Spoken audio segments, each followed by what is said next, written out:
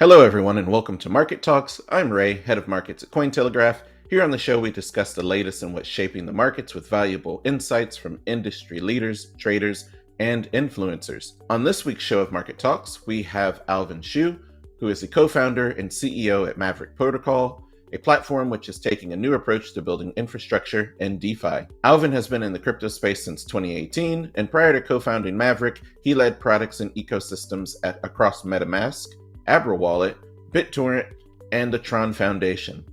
Here's a short video about Alvin.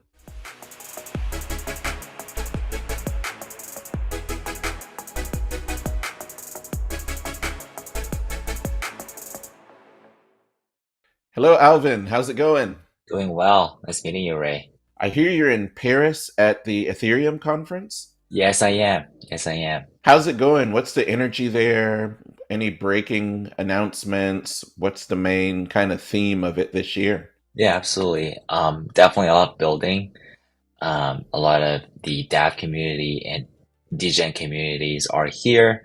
What I sense is due to the regulatory, um, you know, scene in the US, a lot of the developers are all in DeFi in the Europe, where we have really smart sort of French community talents, really good with mathematics, and on top of that, we've seen a lot of L2 um, debut in ECC, namely Mantle.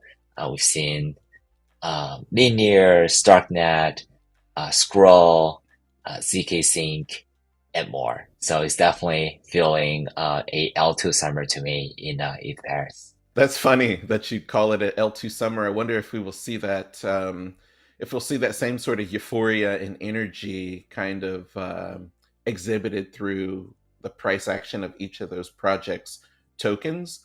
Is there enough room in DeFi for all these different L2s, or um, are they all kind of building the same product or the same solution for the same set of problems?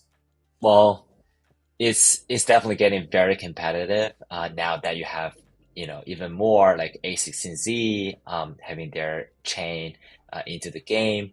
But definitely feels all the L2s are putting a lot of thoughts into their differentiations, whether for example Linear are bringing a lot of new users through their MetaMask wallets, or Base. Obviously they have Coinbase wallet and more integration with the Coinbase sort of exchange site, or Mantle being providing more TVL on the chain itself, which definitely solves a lot of problem for developers to bootstrap their liquidity on new chain, or rise of new protocol to bootstrap liquidity themselves. So it's definitely interesting to see chains are being very diverse, not only on the technology side, but their go-to-market side or other stresses for sure. What would you say is the most exciting development taking place across DeFi right now?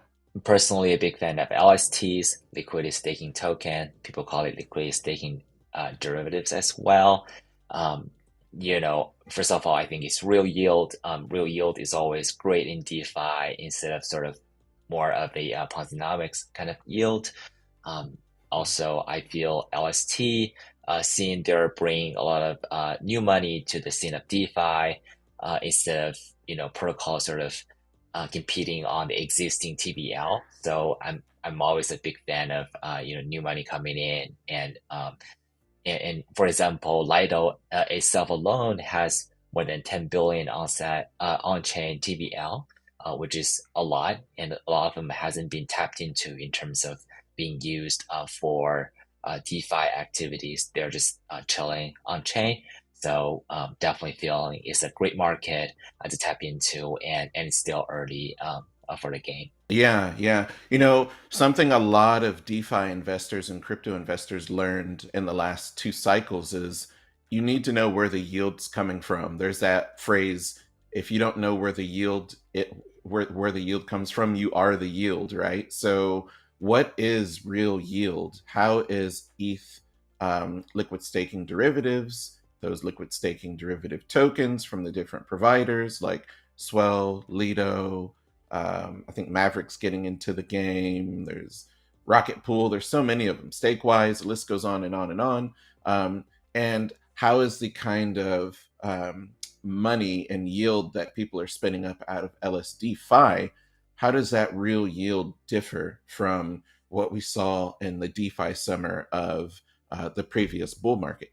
Yeah, that's a great question. LSD protocols, they may have their own differentiators, but essentially they are lowering the barrier to be contributing to ETH POS system. In the past, you have to have 32 ETH to start to basically contribute, but now they've lowered the entry barrier significantly lower. And real yield to me over there is by providing this consensus mechanism, you are essentially getting paid by the ETH protocol through gas fees and whatnot. And that to me is very consistent. It's real yield is being put into real utility compared to some of the other previously more like centralized yields where people are generating yield based on a contractual agreement, which can be a little bit tricky when things go south, obviously. For Maverick, we think real yield for us is the trading fee, right? So in DeFi, you see a lot of protocols because the trading fee is just not there, let alone there's a lot of impermanent loss or permanent loss happening here and there. Protocols are actually using their own token to make up for that yield. So using their own token seems a little bit unsustainable to me, where you basically are falling into this down spiral or death spiral where people, stake and then take your token, they sell. You need to basically make up for more token to match the same yield, and your token just becomes, basically down to zero. So that's definitely not a great route for us or anyone to take per se. So for us, all the yields so far are coming from a trading activity, that is trading fee. A lot of them are routed through aggregators like 1inch or Paraswap or CalSwap. So that itself is efficient. It's probably one of the most capital efficient AMMs or DEXs out there. So definitely excited to sort of be part of the real yield game. Right, right, right. Thanks for clarifying that and making that kind of the distinction between the two, because I guess one of the crucial differences is the incentives are the yield, and you're locking up a real asset and earning yield from that, rather than getting an IOU token, which has high emissions, which then people are incentivized to sell. So I get what you're saying.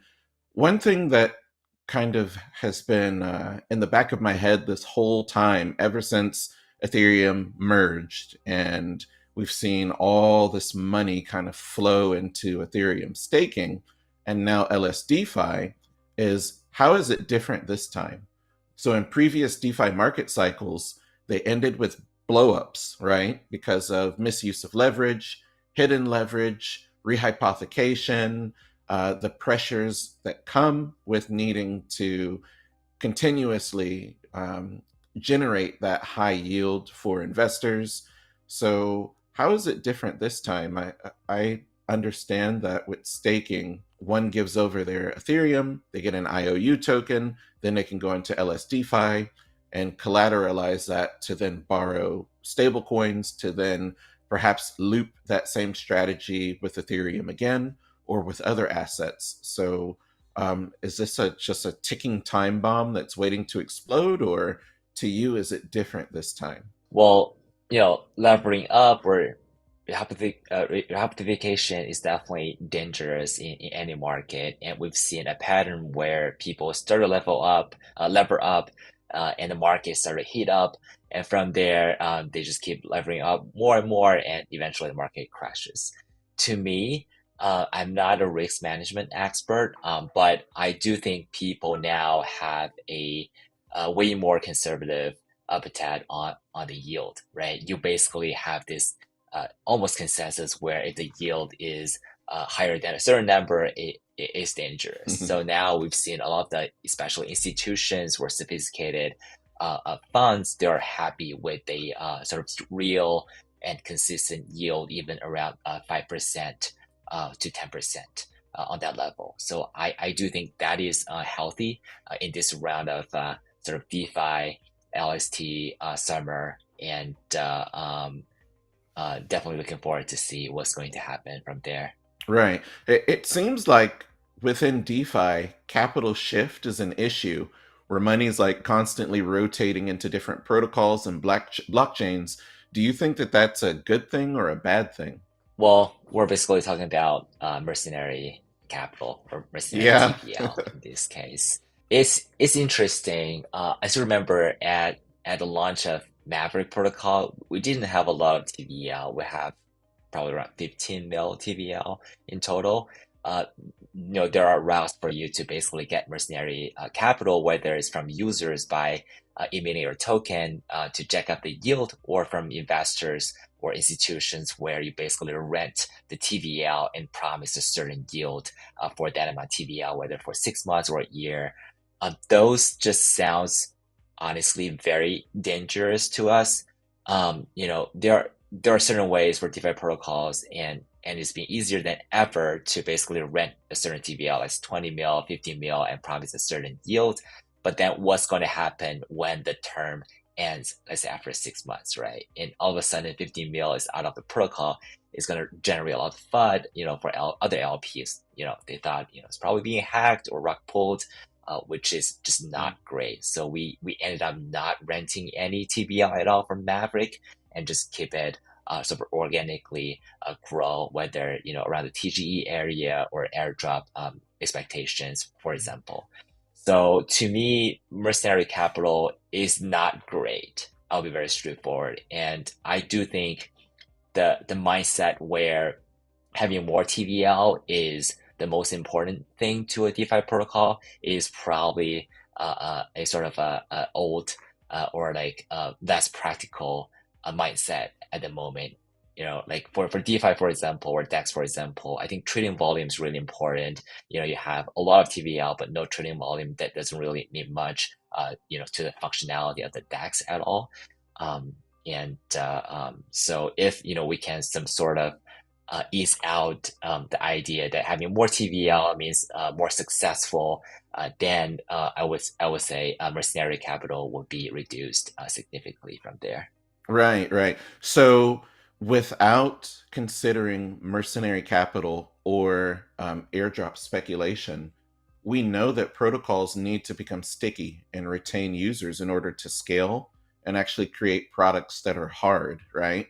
That's impossible when investors are just chasing after yield or airdrops or dumping these high emission tokens. So, what do you think is the most necessary thing that a DeFi platform needs to do to remain sticky and have, user retention or investor retention? And how is Maverick Protocol doing that? Yeah, absolutely. So I think first thing first, and I mentioned this for many times, is just to not blindly chase the yield. Sorry, not blindly chase the TVL, but more on the volume or more functionalities of DeFi protocol. And from there, I feel user stickiness comes from several ways, in my opinion, right? It could be a great user experience for a protocol, for example. People love to use your protocol. It's easy to use. It's clear to understand where the yield's coming from, and just overall really cute, lovely product. And I do think that that creates a lot of user stickiness. On top of that, obviously the performance, right? If it's a DAX, what is the capital efficiency or yield to users are looking like for a product? If you are always sort of on top of the game with real yield, people would definitely sort of gravitate toward your product. So I think those are really important factors when it comes to create user stickiness, right? And I think there's one more sort of trend I've seen so far is for different protocols, you can actually build this DeFi money Lego sort of building on top of each other. For example, now you have Vols or bots building on top of Maverick, where the TVL or the volume of the Vols and bots can directly benefit Maverick, the underlying DAX as well.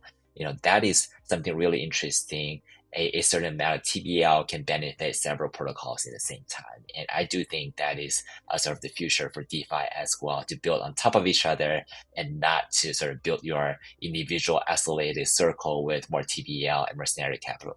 Oh, I want to ask you about something. There was a heated discussion taking place on Twitter recently where traders were saying that without minimum 100K to $1 million, there's actually no way to make an easy profit in DeFi beyond airdrop farming or being a total degenerate and chasing after like 4-digit APYs, right? So, what's your take on this? And why should investors look at DeFi instead of, let's say, treasuries or certificates of deposits or even money market accounts, which are all bearing like 5% currently? Yeah, absolutely. I still think there's a lot of opportunity in DeFi, even with a, relatively smaller amount of TVL or capital, you can basically go with a chain that has really low sort of gas fee, which, doesn't really wear out a lot of your capital, but still achieving more on providing liquidity and generating some sort of yield, whether it's real yield or a little bit more on the token incentives as well. So I do think there's a lot of opportunities, except especially now a lot of L2s are opening up. Obviously, the airdrop opportunity is sort of a huge thing now, but I do think DeFi itself creates a lot of opportunity. And to me, why DeFi is interesting compared to some sort of other traditional or CeFi investment opportunity is DeFi is very wagmy to me, right? If you look at CeFi, market makers like Citadel, Jumptree, they're making billions every year just providing liquidity and market making. In DeFi, essentially you are giving this opportunity to a lot of the average or retail users like you and me. Now we can generate a certain yield based on our idle capital. I think that's going to be huge. Whether it's like a 5% or even lower, or it's going to be 1,000%. I do think 1,000% is not healthy. So whatever you see on the 1,000% part, just definitely be careful. But I think healthy yield wise is very interesting for DeFi. And to answer your question, why you cannot go for other bonds or other investment channels, I think DeFi is accessible, right? Definitely there are some geo blocking, but for some of the users over the world, you can easily access DeFi without a lot of the complicated terms, and it's very straightforward in terms of where's the yields coming from. So I think that itself is very huge. Right, right. Do you think that crypto and DeFi need America to succeed? Regulators have been kind of anti crypto for like 7 years in a row now, haven't they? And they really cracked the whip on crypto and especially DeFi in the last 2 years, making things difficult. So, how has that impacted you? I hear a lot of like builders in this space saying that we've moved to Singapore, we've headquartered in Dubai, we're moving to Europe. Um, all the talent seems to be leaving the United States, or developers are becoming remote workers who are now taking 1099 contracts. It makes it harder for DeFi companies to distribute salaries, and it just makes doing business difficult, I would imagine. So, is that impacting DeFi in a negative way, or is it just kind of directing all the talent to different countries, but not impacting DeFi growth? I definitely think the lack of clarity in the States in terms of regulations in crypto or DeFi is driving a lot of talents away, and I don't think it's a great thing to DeFi or crypto in general.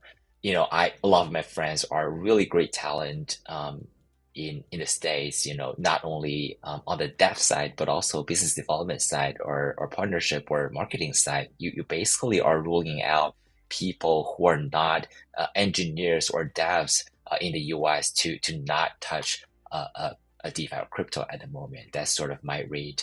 And you are definitely driving a lot of the crypto people to other jurisdictions just by this. On the other side, I feel it's definitely a chance for a lot of other, like you mentioned, payroll related DeFi protocols, crypto protocols, or the DeFi community to be more resilient, right? To be more decentralized and to be more sort of ready for different scenarios with regulatory scene. So I think the best we can do is just keep building and figure out a way to be as compliant as possible, given there's no really clear rules out there, and wait for the day to come when there's everything's being more clarified. So it's kind of unfortunate to me, but you gotta keep building and find another way. So earlier you mentioned that it's been an L2 summer for L2 protocols, right, or L2 DeFi focused blockchains, which is incredible. I think you're feeling the excitement of being at the conference and around all these different developers, and that's always fun, right? But I wonder, will it take a bull market starting for L2s to really lift off? And I ask that because when we have a bull market or when we have a lot of activity taking place on Ethereum, then gas fees go through the roof. And then it makes it difficult for, I assume, builders that are using Ethereum, right? And it makes it difficult for investors who are also using Ethereum because of the cost, and the network gets clogged and all that. So, will that be the catalyst that truly kicks off kind of like a bull market within DeFi again and within all these different L2s? Yeah, I mean, having L2s will definitely help with the Ethereum gas consumption, for example. But also think, for different L2s having their own narrative or direction, whether it's GameFi or SocialFi or whatnot down the road, it will definitely diversify the whole sort of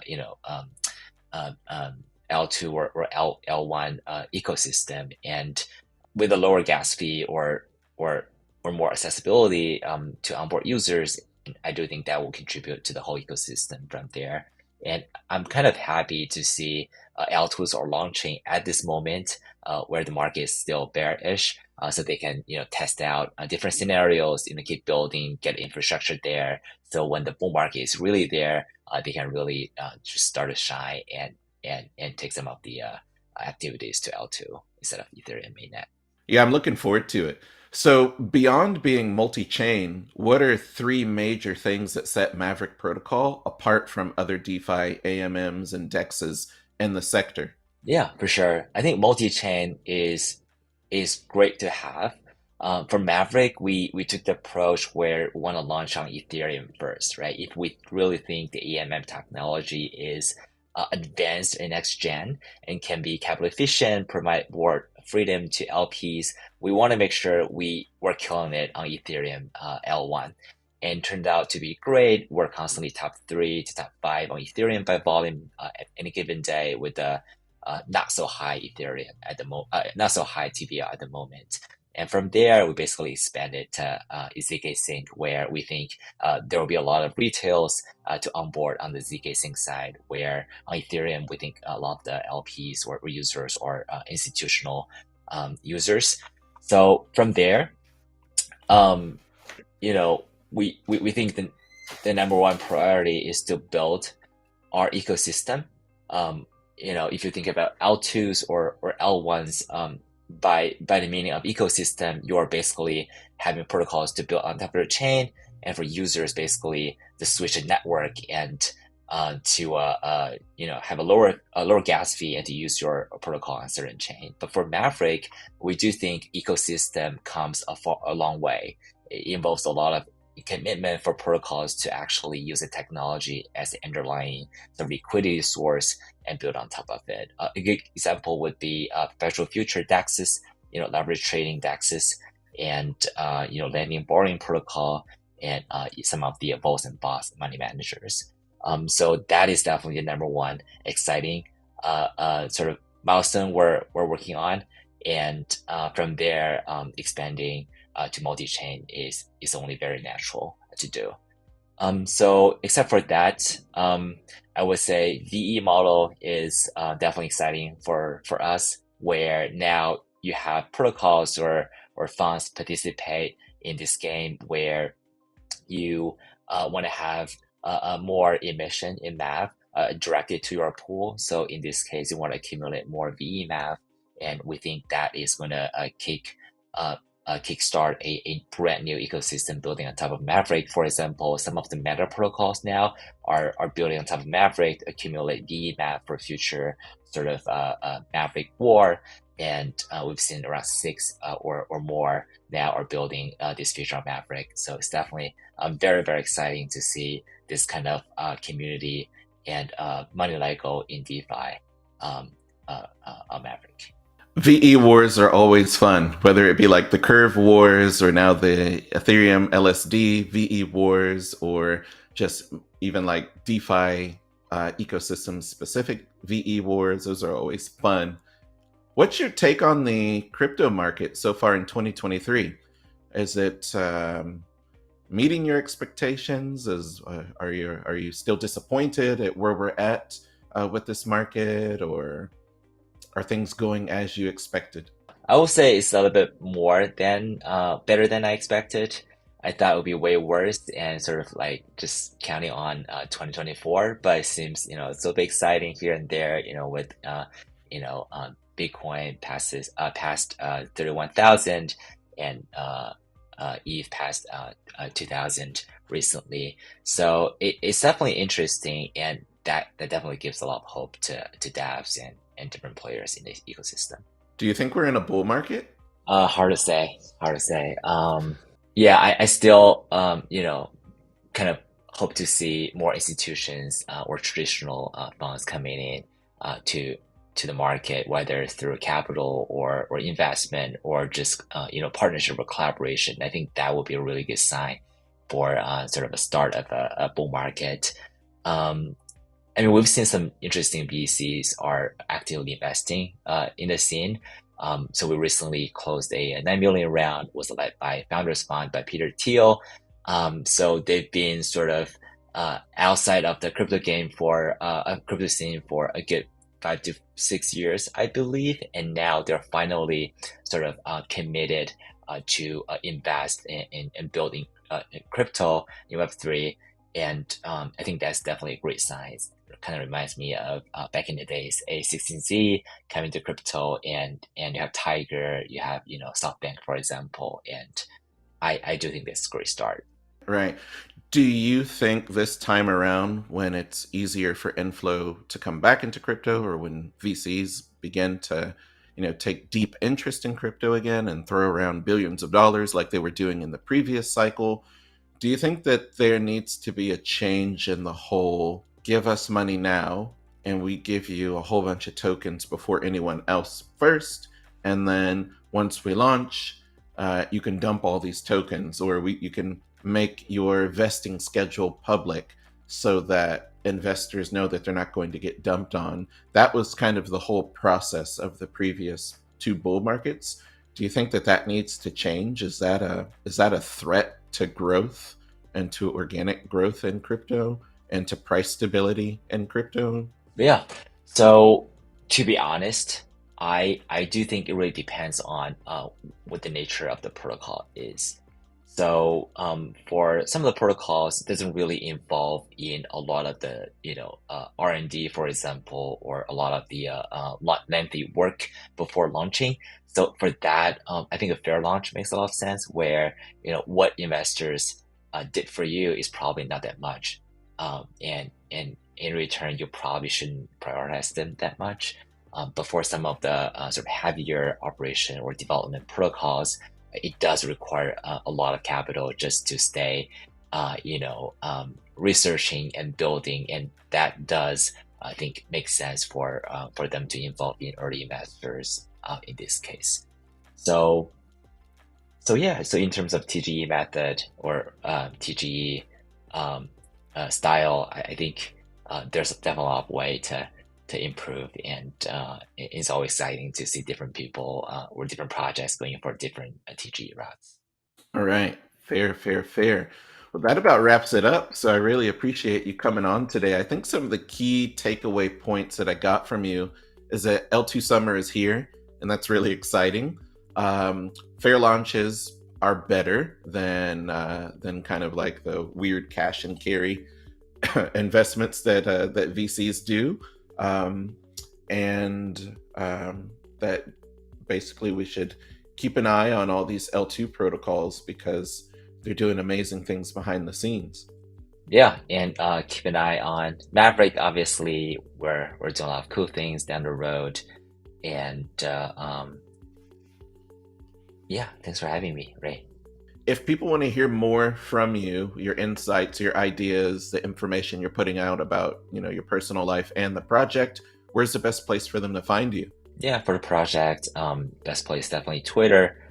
Handle is Mav Protocol, MAV Protocol, and personal Twitter is Alvin XUZJ. So feel free to give a follow, and yeah, definitely looking forward to connecting with people in the field.